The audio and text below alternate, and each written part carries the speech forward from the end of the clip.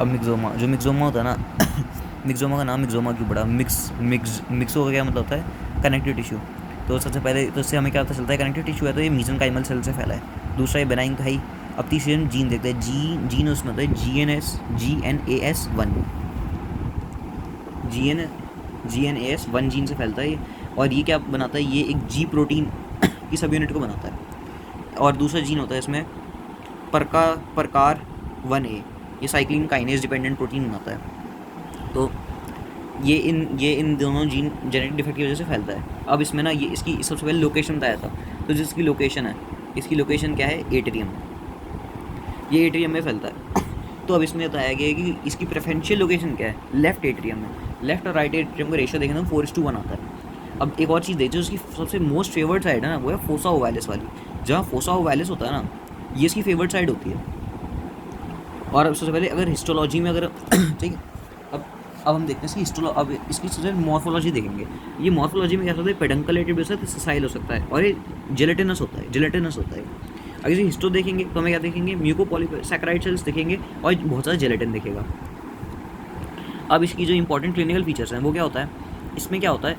Systole के दौरान जैसे हार्ट एकदम से कॉन्ट्रैक्ट करता है, तो उस वजह से क्या होता है? ये इतना इस पर प्रेशर लगता है वॉल से कि ये जो ट्यूमर है ये ऐसे लगा हुआ है। जेलेटिन तो होता ही है, और यहाँ पर जैसे जब फोसो वाले जस्ट ऐसे होता है ना, ये एवी वैल होता है, तो ये जस्ट ऐसे चला जाता है।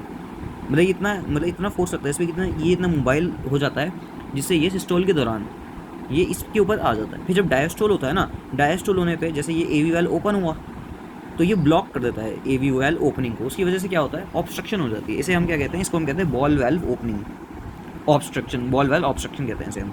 और ना इसका एक और इंपॉर्टेंट क्लिनिकल फीचर है कि ये IL-6 बनाता है। ये जो IL-6 है, इसकी वजह से फीवर और जो अदर सिम्टम्स होते हैं इन्फ्लेमेशन के, वो आ जाते हैं।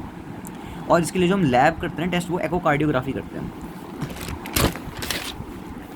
अब हम देखते हैं पैपिलरी। जो पैपिलरी होता है ना, अब सबसे पहले इसकी मॉर्फो देखते हैं। जो इसकी मॉर्फोलॉजिकल कैसी होती है? ये हेयर लाइक प्रोजेक्शंस होते हैं इसमें। पैपिलरी फाइब्रो बताया था ना, पैपिलरी फाइब्रो इलास्टोमा। तो जो पैपिलरी फाइब्रो इलास्टोमा, इसमें पैपिलरी वर्ड आता है, इससे हमें इसकी मॉर्फो पता चल गई, ये हेयर लाइक प्रोजेक्शन होता है। अब हमें इसे हिस्टो पता चल जाती है। फाइब्रो इलास्टोमा क्या मतलब है?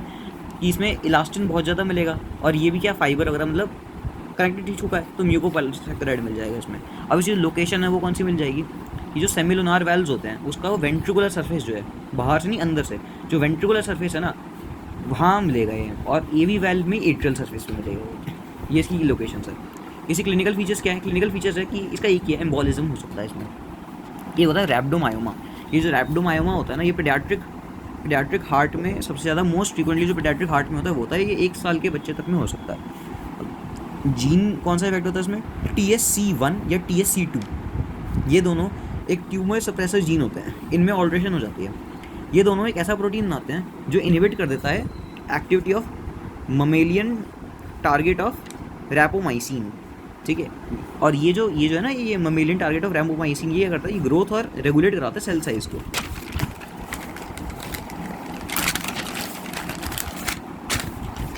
अब मॉर्फोलॉजिकली देखें तो ग्रे वाइट दिखेगा, और सबसे बेस्ट लोकेशन जो होती है ये वेंट्रिकल रहती है। इसकी हिस्टोलॉजी में स्पाइडर सेल मिलता है। स्पाइडर होता है ना, जैसे ये स्पाइडर है, उसकी ऐसे टांगे निकली होती है पतली पतली सी, तो वैसे ही ये दिखता है हमें। इसमें हमें बहुत पतले पतले थ्रेड्स, स्ट्रैंड्स मिलते हैं जो न्यूक्लियस से सरफेस मेम्ब्रेन तक आ रहे होते हैं। जैसे ये न्यूक्लियस हो गया, और ये ऐसे पतले पतले पतले पतले धागे से निकल रहे होते हैं इसमें से तो इसे स्पाइडर सेल्स अपीयरेंस दिखती है। अब एक हम मैलिग्नेंट पढ़ते हैं। मैलिग्नेंट में आता है सार्कोमा। अब इसमें क्या है? ये रीजन इसका जो ना प्राइमरी कोई रीज़न नहीं होता, ये हार्ट में 5% ही फैलता है। ज़्यादा जो रीजन होते हैं 2 होते हैं, या तो ये किडनी से आया है, या ये लिम्फ से आया है, या ये ब्रोंकोजेनिक हो सकता है। ब्रोंकोजेनिक और अब हम रीनल का पढ़ते हैं पहले। कह रहे रीनल में हुआ तो रीनल वेल में फैलेगा, फिर उससे IVC में फैलेगा, फिर रीनल एट्रियम, फिर ये कहाँ? राइट एट्रियम में आ जाएगा सीधा। इसी वजह से क्या हो जाएगा? इस वजह से क्या हो जाएगा? जो वेनस रिटर्न है ना, वो इफेक्ट हो जाएगी, वो कम हो जाएगा। और ना ये हमें कैसे देखिएगा? अगर IVC देखेंगे ना, तो पूरे IVC के कॉलम में हमें ऐसे ट्यूमर ऐसे चढ़ता हुआ दिखाई देगा। एक हम लिम्फोमा पढ़ते हैं। ये जो अब मैं बता रहा हूँ 2 तरीके से फैलता है, रीनल से फैलता है, लिम्फोमा से फैलता है। ये जो लिम्फोमा है ना, लिम्फोमा में क्या होता है? वही कोई लिम्फ है, तो लिम्फ कहाँ ड्रेन करता है? सुपीरियर वेना कावा में। सुपीरियर वेना कावा से वो कहाँ गया? ये ऑब्स्ट्रक्ट कर देता है ब्लड को। सुपीरियर वेना कावा से कहाँ जाएगा बताओ? कौन से एट्रियम में जाएगा? ये चला जाएगा लेफ्ट, राइट एट्रियम में जाएगा। अब राइट एट्रियम में चला गया है तो उससे क्या हो जाएगा, ये ऑब्स्ट्रक्ट कर देता है ब्लड। अगर मान लो एसवीसी के अंदर ट्यूमर फैल गया तो उससे क्या हो जाएगा, जितनी भी अपर एक्सट्रीमिटी से ब्लड आ रहा है वो सारा ब्लॉक हो जाएगा, सारा लिम्फ ब्लॉक हो जाएगा। इसको हम कहते हैं सुपीरियर वेना कावा सिंड्रोम। इसमें ऑब्स्ट्रक्शन हो जाता है ब्लड की फ्रॉम अपर एक्सट्रीमिटीज़। और अब इसके क्लिनिकल फीचर्स देख लेते हैं हम। इसके क्लिनिकल फीचर में पेरिकार्डियल इफ्यूजन मिल जाएगा, कॉन्ट्रैक्शन में डिफेक्ट मिल जाएगा, एरिथमिया मिल जाएगा। यही था रॉबिन्स में, इतना ही।